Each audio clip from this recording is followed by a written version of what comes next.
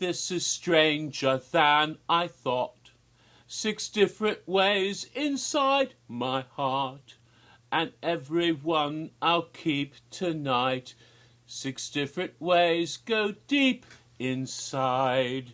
I'll tell them anything at all. I know I'll give the world and more. They think I'm on my hands and head. This time they're much too slow. 6 sides to every lie I say. It's that American voice again. It was never quite like this before. Not one of you's the same. This is stranger than I thought.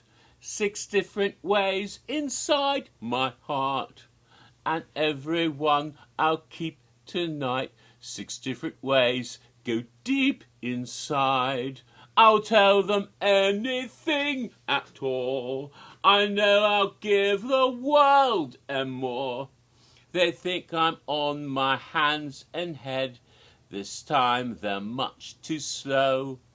6 sides to every lie I say. It's that American voice again. It was never quite like this before. Not one of you's the same. Yeah. Yes, I sang that song for no good reason. Or maybe a reason. I've had a bit of a nasty cold bug, a bit of a bad flu or cold, and maybe I thought, that might cure what ails me. No, really, I got nasty cold on a most unfortunate day. Thursday, the 2nd of November, I came down with bad cold, and as a result, I was too sick and not up to get to Horror Nights on the last 2 nights of the event, November 3rd and 4th. I missed the last weekend of Horror Nights 27, which was really a damn shame. There had been some talk, some buzzing rumours about possibly Legendary Truth coming back, and I'd hoped to play that, but it didn't happen. Turns out that whole meet-up thing, that, what's my hair doing on this side? I don't like that. That's better. It's still sticking out. Anyway, that whole tweet meet-up thing, that whole soap collectors thing was going on, the social media thing, and that apparently killed Legendary Truth. They had planned to do something in the last week and on this last weekend, but I guess they had to cancel it for that reason. Oh, well, hello, Lenny. That was Lenny. She heard her say hello in her catty voice, and here she is. Oh, she's right here. Pet, pet, pet. You can't see her so well because she's black against a black shirt. Turn her face. Show your face. There it is. You saw the little kitty face, but she doesn't like it when I try to pick her up or hold her. Silly cat. Silly Lenny. But the tail. She came up to say hello. But, yes. So, indeed, I missed that. And the worst thing about missing the last weekend is I didn't get a chance for the last performance of Bill and Ted's excellent Halloween adventure, the last farewell tour. Oh, it sort of makes me verklempt I wasn't able to see that, but I was in no shape, especially as apparently people started lining up to get the wristbands like at 11 o'clock in the morning, although I understand some people showed up at the park a half hour before,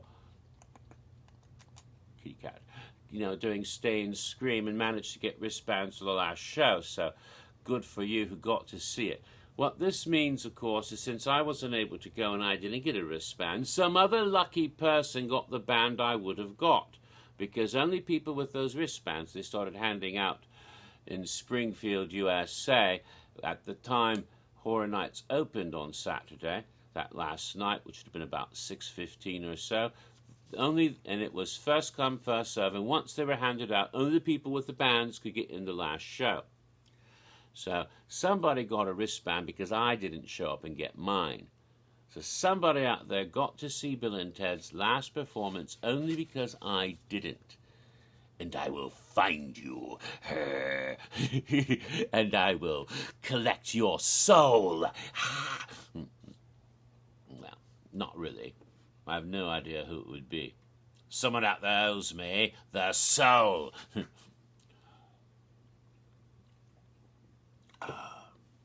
Anyway, I still have a trace of that bad cold.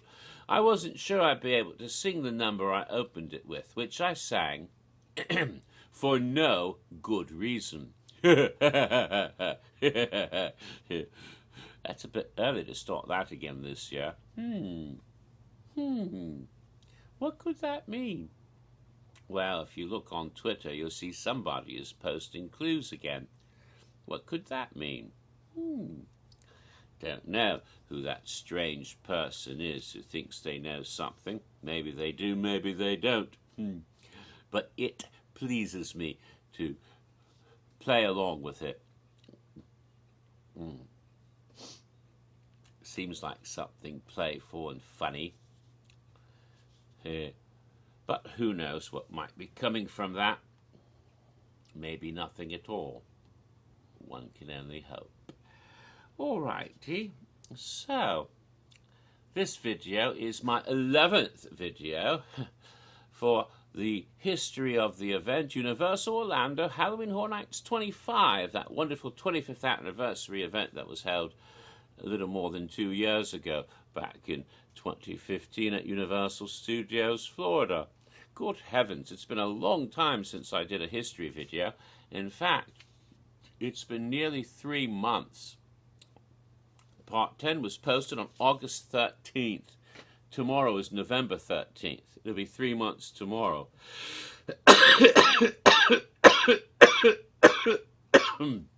Obviously, I couldn't wrap up my history videos in time for the conclusion of 27. And that means when I do finish 25, I'll go on to 26 and then on to 27, because 27 is history now. As Rufus said, gentlemen were history. Oh, verklempt again. Oh well. But where I left off in part 10, wrapping up Insidious, I described the house, which was located, if you remember, in Sprung Tent 2, or World Expo Warehouse number 2, the same location that most recently, in the event that has just concluded, housed the Hive. Hive was what was in there. Yes, that's right. Took me a second. Hive, yes. Hive was there. So the house that Hive was in most recently. Insidious, of course, based on the first 3 films of that franchise. And and we've had more Insidious already this year. And the movie comes out, Last Key, in January. But we'll get to that when we get to 27, because all I had left to talk about it was the cocktail I had made for the house. If you recall, I was trying to find the cocktail on my Facebook page so I could show it to you. And for some reason, I couldn't find the image of that particular cocktail in the album I had created for Halloween Horror Nights 25 Cocktails, which was the last year I had a Facebook album, because I hadn't started the videos yet. I started cocktail videos in 2016. As I'm continuing, actually am continuing, I still have one more video to do for 27, which I hadn't got to. I was going to do it before the last weekend, but I got sick and I couldn't do it, and I still haven't got the actual ingredients yet. Hopefully I'll get that final cocktail, the Farewell Bill and Ted cocktails, done before the end of this, before either tonight or tomorrow night, probably tomorrow night, because I have to go out and get the cocktail ingredients, what I want for that, and I haven't bought them yet, and I don't think I'm going to the store today. But getting back to it, the cocktail I had designed and had made for me at Finnegan's because back then in 2015 I was still having the lovely bartenders at Finnegan's Fashion Cocktails for me with the ingredients available at the pub. So I found it. For some reason I posted it on Facebook when I had the cocktail made on back then, but I forgot to put it in the other album, so it was on my mobile upload album. And so I found the picture, and here it is. This is what it looks like. Oh, isn't it dark and scary?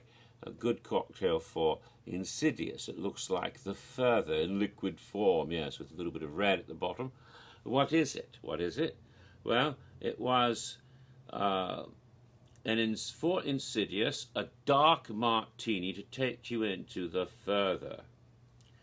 Made from vodka, Jägermeister and Chambord with a cherry. As you can see, the red at the bottom is from the cherry, glowing with the distortion from the dark liqueurs of both Jägermeister and Chambord. So it had a sort of raspberry, fruity flavour with the more herbal aftertaste, bitterness from the Jägermeister. It tasted like it came out of the other side. It was a good cocktail for Insidious. I liked it quite a bit. And it was not as bad as you might think. It actually was quite good.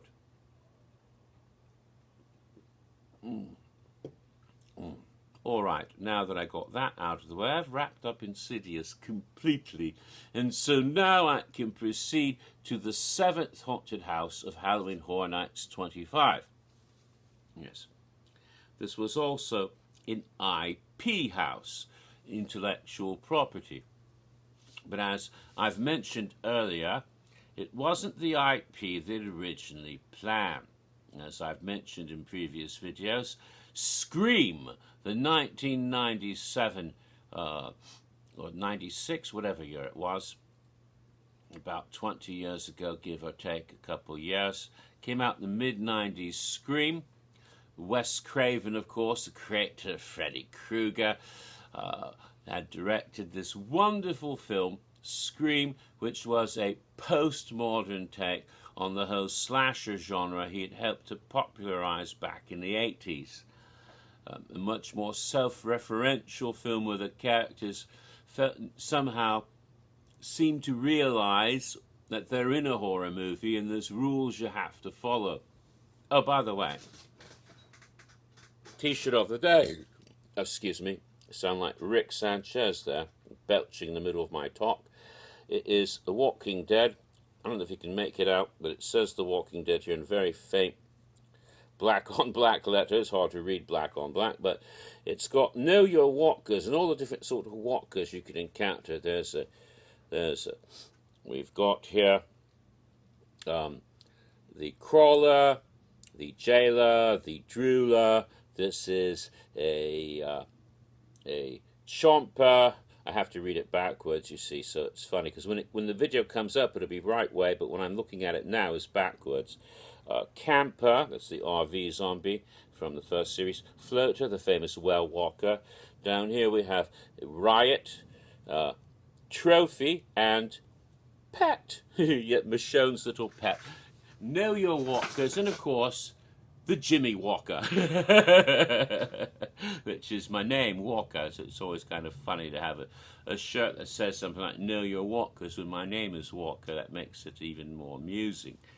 So, getting back to the house, yes, Scream was planned, and again, there's various rumors on how it fell through. Apparently, at the last freaking minute, they built the house, they built the sets, you know, for Scream, and they built, and they had the costumes, they cast the house, they had those ghost face masks all made, and they were going to do the whole thing. It was all getting ready, and then all of a sudden, just in late August, early September probably, it was very, very last minute, suddenly they found out they couldn't do Scream. The rights holders, which incidentally, of all people, yes, the Weinstein brothers, you know, that sexual predator has been all over the news lately, a monster. Oh my God, his career is completely destroyed. And is that comeuppance for not letting us have Scream? Well, that's ridiculous. No, it's because he's a disgusting pervert showing his wiener to everybody. I don't want to see Harvey Weinstein's wiener, and I'm a guy who likes wieners, but I don't want to see his. No. Ew, take that away. And I'm sure all the young ladies he was flashing his wiener at were like, oh, please. Icky poo. And I hope he gets, well, he's already had his career ruined now, and we won't have to worry about him anymore. But he was notorious for causing trouble by getting rights to properties and never making the damn movies, sitting on the rights for years and years. An American Werewolf remake never happened. Now it's going to happen without him, thank God. Max Landis is involved, and I love that because he's John Landis' son. He is so fucking cool, Max Landis. I love his programs. He's involved with that Channel Zero program. He's an executive producer. That's amazing. But even better, he's the showrunner, writer, creator for Dirk Gently's Holistic Detective Agency. Now, of course, that was created originally by Douglas Adams, who's passed away a few years ago, famous for, of course, Hitchhiker's Guide to the Galaxy, right? But he has created the show on BBC America, going in his own way with those characters and doing all sorts of insane stuff. Episode was just on last night. Incredible. Catch it. Dirk Gently's Holistic Detective Agency. You have to see the first series and then and catch up with all the episodes. Don't just jump in with the next one, or you'll know what the hell's going on. But it's insane. Great show. Highly recommended. First series is even better because there's a cat that's actually a shark. Trust me, you'll love it. I like it when there's a cat in the picture, especially when the cat is actually a gigantic hammerhead shark that can eat people, even though it's a little baby kitten and so adorable. Pet. Wonderful stuff. There's a corgi that's actually a young lady. I'm not spoiling much because there's so much in this stuff. It's incredible. And he's going to be doing his dad's movie at some point. At least that's the talk I've been hearing, and I think that's great. But back a few years ago, the Weinsteins sat on the rights for years. You want to know why we didn't get American Werewolf in 2008 or 2012, and we had to wait? Finally, 2013, we got it. Part of it was because the Weinsteins sitting until the rights reverted to Landis again. That had a lot to do with it. Also, they were sitting on Scream. They're also causing problems for Hellraiser and a lot of other things that need to come back. But they had a TV program on MTV had come out in 2015, and everyone thought it'd be a flop, but it actually was successful, got renewed. And because of that, they said, hey, we want to promote the new program. At least that's the buzz, that's a rumor we've heard. And so apparently they wanted it to be the TV show, not the movie. And they've already built the house, got the costumes, cast everything. They can't change it to the TV. They don't want to do that. They said, fuck no, we're not doing Scream. So they let it go. And I understand that Murdy had a lot of trouble when it was time for when he did the Scream 4 Terror Tram a few years back, and vowed never to work with those assholes again. So yeah, I say with Schadenfreude that Weinstein really got what he deserved. Good for him. Go away and stop fucking up our horror movies, and stop abusing women, you bastard. So much for that bastard. Get rid of him. Wanker, that's what he is. Get rid of him and continue. So they had to do something with the house. And they had the rights to Purge already because they've had really good relationships with Blumhouse. And, of course, the movies are released through Universal anyway. So there was no problem doing the Purge. They just had this great Purge scare zone the year before. They had Purge costumes they could use. They could purge Scream and change it that way, and at the last minute was an overlay. So they did a last minute overlay of Scream into Purge. But that meant, first of all, the facade was a little bit unattractive. Whatever it was originally going to be, maybe the original Scream house, It was now, and it was in Sprungtent 1, by the way. It was sort of like a sort of basic industrial warehouse-looking kind of facade with some new founding fathers stuff on or whatever. But now as you went up, they had the bus they had in the scare zone the year before. The famous yellow school bus, HHN bus, is now a Twitter thing, apparently, because the school bus keeps coming back. At one point it was the Kerry, Ohio school bus, but now it says new founding fathers on it. And so that's there. And then, of course, there's a little podium, which is like, people think a podium is like a lectern where a person stands and gives a speech. No, a podium is something you stand on, a little box, a little miniature stage thing. That's what the conductor stands on. So that's what the podium. Instead, well, you know, when they get their medals in the Olympics, they stand on podiums. So that's what it was, a little podium outside the house.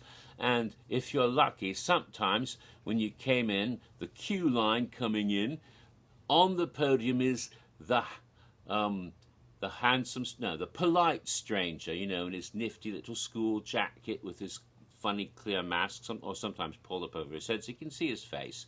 And he's announcing the Purge and welcome to Purge, and he'd interact with the guests, and he might comment on how you're dressed and how you're going to get purged. It was lots of fun to have this character as a sort of barker, you know, and kind of heckling the guests as they went in. Oh, what fun, all staying in character. And I have a lovely anecdote. There's a young man I go to horror nights with a lot, although this past year he sort of poofed away, disappeared after the first couple of weeks. His name is JW, but I like to call him Scotty for some reason. I think because he wears kilts when he dresses up like Batman or the Joker. Scottish versions. He has a Scottish thing. He's not actually Scottish, but he's been to Scotland and he likes it. So I call him Scotty for that reason. And he said that one time when he went into the house with one of his other friends, there was a squirrel sitting on the little podium, just sitting there like, you know, a little squirrel, like he was sort of sitting there. It's like, oh my God, it's the polite squirrel. So he called it the Purge Squirrel, and it became sort of an unofficial icon for us. Someday, Purge Squirrel will rule the whole event and take over. Yes, look out for the Purge Squirrel. Okay, so in the house itself, they did their best to overlay Purge over the sets they had originally built for Scream. And it was amusing because if you're familiar with the movie Scream, you might recognize rooms and scenes in the house that were from Scream, but they've dressed them up. Basically what they did is they put graffiti all over everything, and they have things that get ruined as if purgers have broken into houses and are killing people, right? So you go in and there's like lots of screens with scenes from the Purge, and some of the purgers are running out trying to stab you or shoot you. Lots of gunfire, lots of stabby, bang, bang type of stuff in the house. And then you go into the scene, which is one of the scenes you'd recognize from Scream. It's when you're outside the house at the beginning with Drew Barrymore, right? And she's on the phone. Remember Drew Barrymore? What's your favorite scary movie? And she says, like, Friday the 13th. And she says, oh, do you know who the killer was in Friday the 13th? And she goes, Jason. He goes, wrong! It was his mother in the first movie, you dumb bitch. And then her boyfriend's outside, all that. Well, you remember in the movie, when she gets killed, later on they find her body hanging in a tree, right?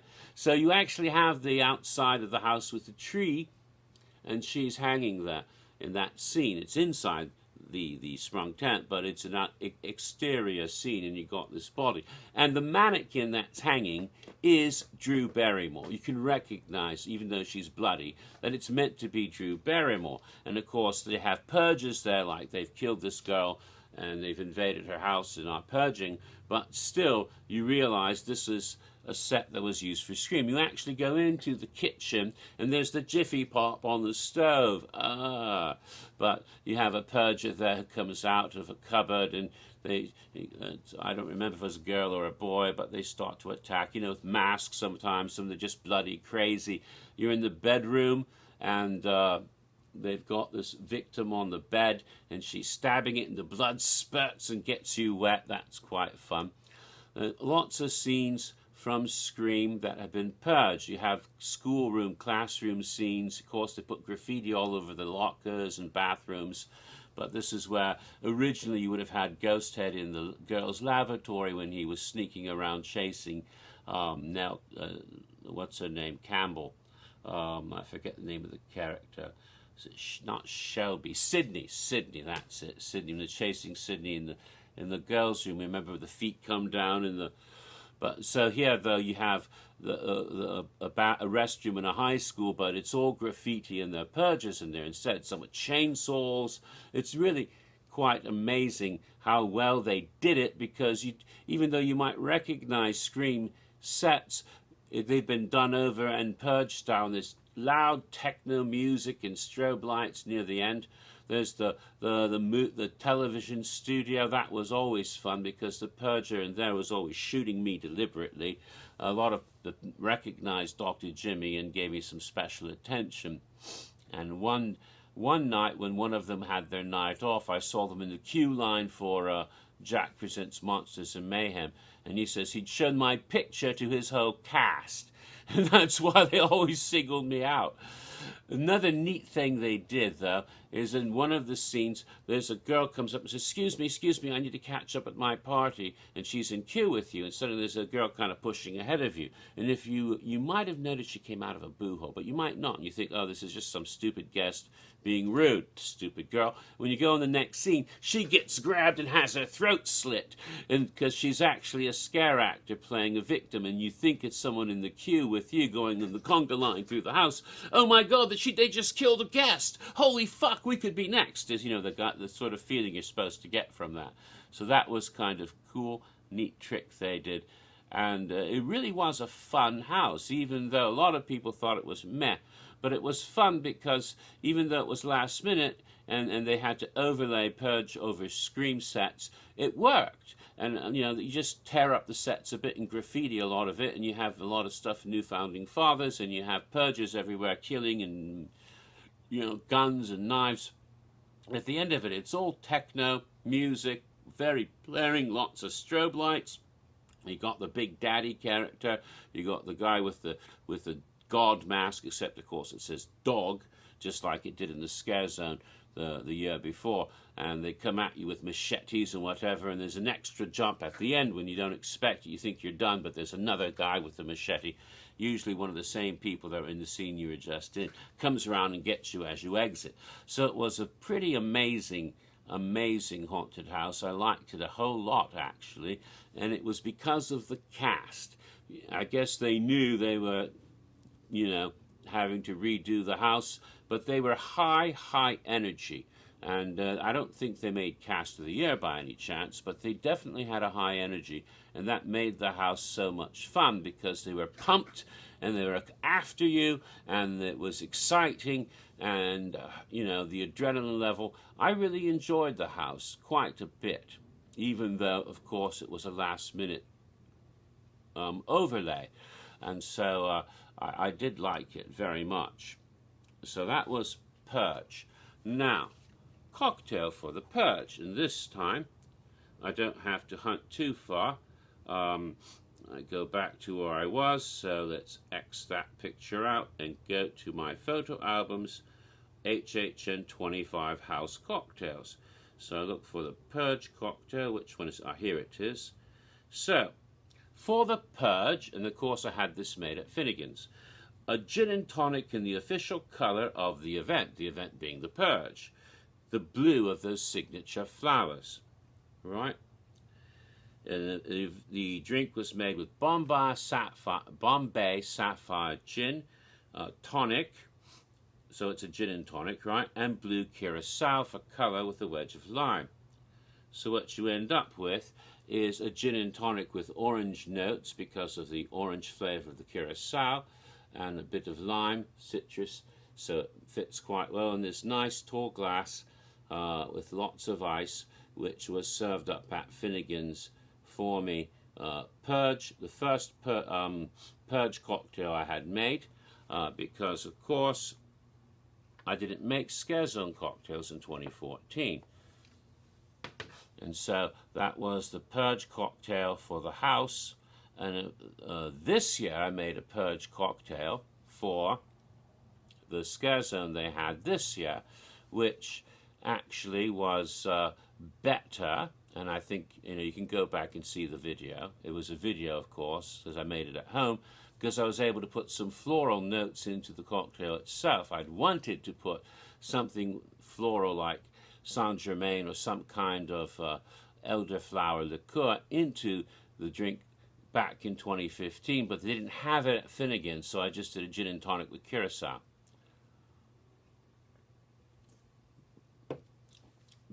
Okay, we've hit the half-hour mark, so that's all I can talk about Halloween Horror Nights 25 in this video. In part 12, I will proceed to the 8th house of the event, which is The Walking Dead. Oh dear. Yes, that was the 4th Walking Dead house, I believe, and probably not the best. Oh dear. The 4th one they ever did, and that was in the Parade building, and we'll talk about that in part 12. That was called The Walking Dead, The Living and the Dead, by the way. And at some point, hopefully, either tonight or tomorrow night, but more likely tomorrow night, I'll do my final Halloween Horror Nights 27 cocktail video for Bill and Ted's Farewell Tour. That should be fun, which I wanted to do, of course, actually week before last. I wanted to get it done before the final show, but it didn't happen. I wasn't able to see the final show, and I'm still got a bit of this cold, unfortunately, but hopefully I can shake it off and continue, because there's a lot more to talk about, and we have Halloween Horror Nights 28 to start thinking about too. So until next time, this is Dr. Jimmy. Enjoy the rest of your life.